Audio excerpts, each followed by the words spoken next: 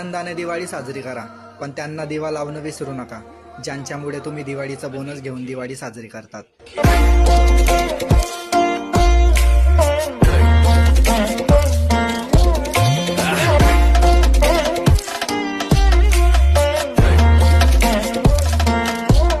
राणीवाणी गाड्या आता कसली भीती, हिंसेवारी कलम लिहून कायदा केला.